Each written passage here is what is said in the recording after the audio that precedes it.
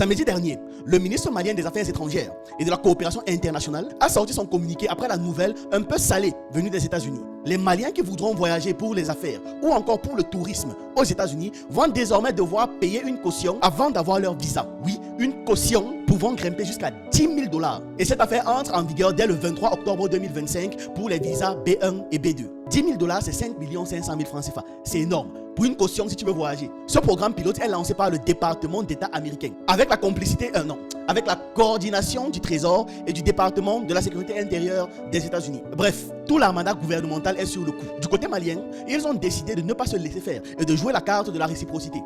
Ça vous retourne aussi dessus. Selon Bamako, cette nouvelle règle américaine casse un chouïa, l'accord de visa de longue durée à entrées multiples qui existe entre le Mali et les États-Unis depuis le 14 avril 2005. En gros, le principe, c'est que si les Américains nous donnent du piment, on leur envoie la sauce, voilà, dans les yeux.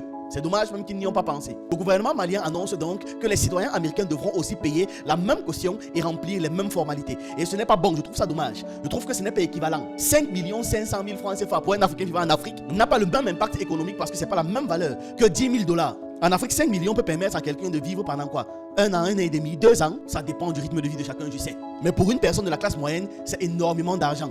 Donc si on doit donner une équivalence pour bien choquer leur cœur, c'est même peut-être 80 à 100 000 $ qu'ils devraient payer. Puisque ce n'est pas la même force économique, ce n'est pas le même pouvoir d'achat. Bref, le Mali a appliqué la réciprocité. Donc les citoyens américains vont aussi devoir payer 10 000 $ environ.